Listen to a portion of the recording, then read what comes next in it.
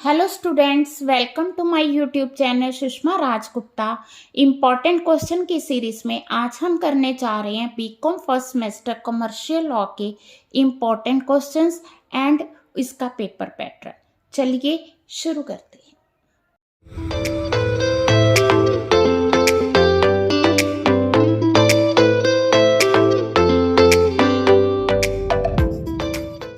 हाँ जी, सबसे पहले हम लोग डिस्कस करेंगे पेपर पैटर्न। पेपर जो है आपका 80 मार्क्स का होगा, 3 आवर्स का होगा, जिसमें 3 सेक्शन होंगे। सेक्शन ए जो है पूरे सिलेबस को कवर करेगा और इसमें आपको 6 क्वेश्चंस आएंगे। आउट ऑफ 6 क्वेश्चंस आपने 4 क्वेश्चंस अटेम्प्ट करने हैं।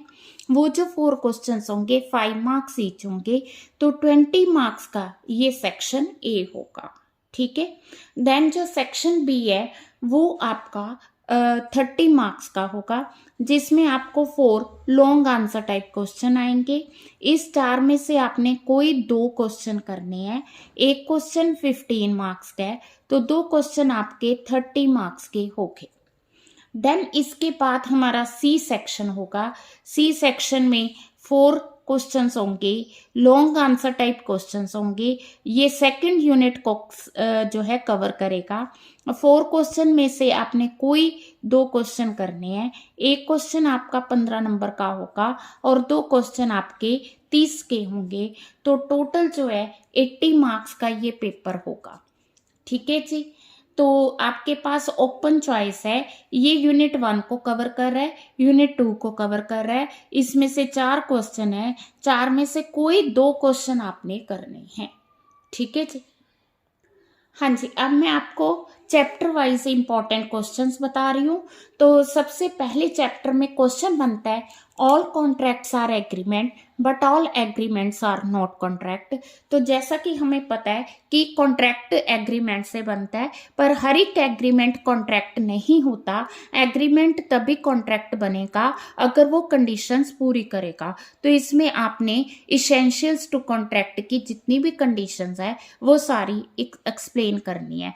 अगर स्टेटमेंट वाला क्वेश्चन आए तो पहले आपने स्टेटमेंट लिख के उसके आगे क्वेश्चन स्टार्ट करने। ठीक है जी। देन आ गया डिफाइन ऑफर। ठीक है, ऑफर वाले चैप्टर से है। मैंने ऑफर और एक्सेप्टेंस दोनों लिए हैं, दोनों इक्वली इंपॉर्टेंट है। ऑफर का डेफिनेशन आ गया, essentials of a valid offer आ गया, how offer can be revoked. इसी तरह एक्सेप्टेंस आ गई, इसेंशियल्स ऑफ वैलिड एक्सेप्टेंस आ गई, एक्सेप्टेंस हम किस तरह से रिवोक कर सकते हैं। ठीक है जी। देन कंसिडरेशन का चैप्टर है, डिफाइन कंसिडरेशन, कंसिडरेशन की essentials, also discuss the exceptions to the rule no consideration no contract. तो इसमें आपको जरूरी नहीं कि सारा कुछ ही आए, तो ये अलग से आ सकता है और ये इतना क्वेश्चन भी आ सकता है। तो जब आपने इसेंशियल्स लर्न करनी है अच्छे से करनी है, तो जब आपने एक्सेप्शंस करनी है तो पूरी अच्छे से करनी है कि अगर सिर्फ इतना 15 मार्क्स में आए तो मैं क्या लिखूं।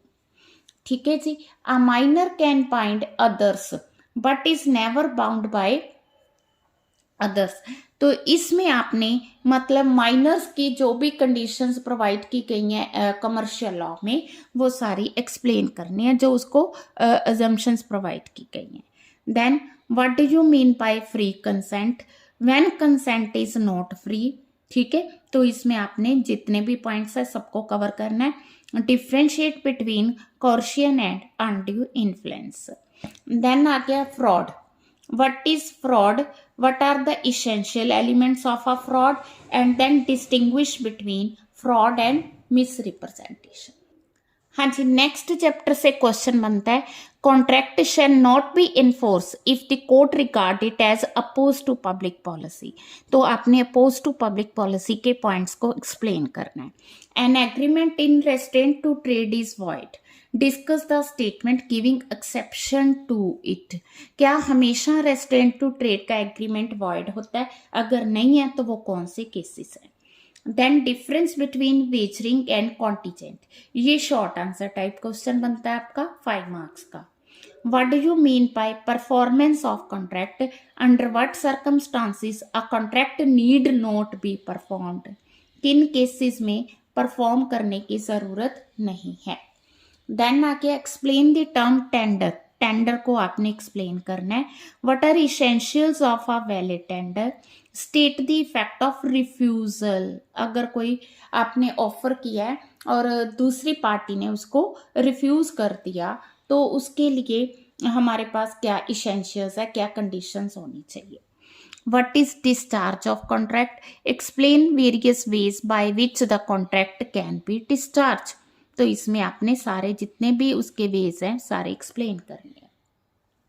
What is quasi contract? ये शॉर्ट आंसर टाइप क्वेश्चन भी आ सकता है। What remedies are available to aggrieved party for breach of contract? अगर कोई एक पार्टी ब्रीच ऑफ कॉन्ट्रैक्ट करती है तो दूसरी पार्टी के पास कौन सी रेमेडीज। हाँ जी, नेक्स्ट है व्हाट इज कॉन्टिन्यूइंग गारंटी। अब हम सेकंड यूनिट में आ गए हैं, तो सेकंड यूनिट में गारंटीज में चैप्टर में क्वेश्चन बनता है what is continuing guarantee, how can it be revoke. ठीक है, what is the difference between indemnity and guarantee, what are the circumstances under which surety can be discharge. ठीक है जी। Now who is bailor, discuss rights and duties of a bailee, bailee के rights और duties बताने हैं।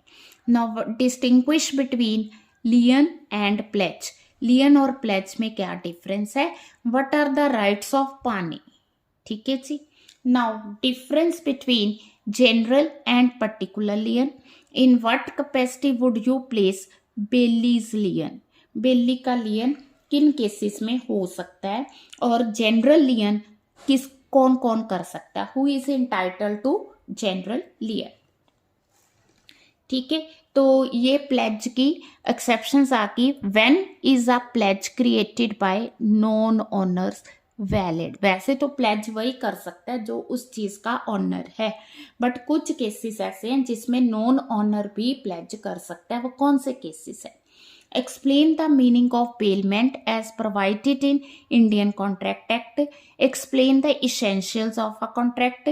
When does contract of bailment terminate? ठीक है, तो मैंने एक एक क्वेश्चन में सारे पॉइंट्स लिए हैं, तो इसमें हो सकता है इसेंशियल्स और मीनिंग आ जाए, हो सकता है सिर्फ टर्मिनेशन ऑफ बेलमेंट आ जाए।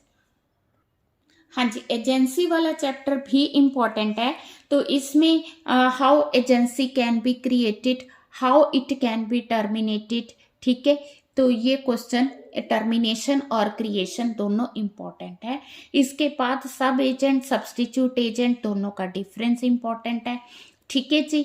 देन हम अगले चैप्टर में आगे राइट टू इंफॉर्मेशन एक्ट, इसमें कौन कौन सी एग्जम्पशंस हैं, डिस्क्लोजर ऑफ इंफॉर्मेशन, तो किन केसेस में हम लोग डिस्क्लोज नहीं कर सकते हैं।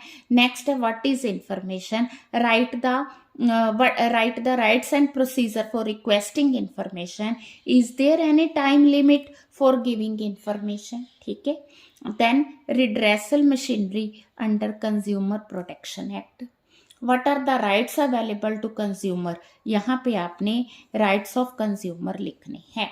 What is the procedure for making complaint under consumer protection act and procedure after complaint, तो यहाँ पे आपने पूरा प्रोसीजर एक्सप्लेन करना है कि जब कंप्लेंट होगी उसके बाद का प्रोसीजर क्या होता है।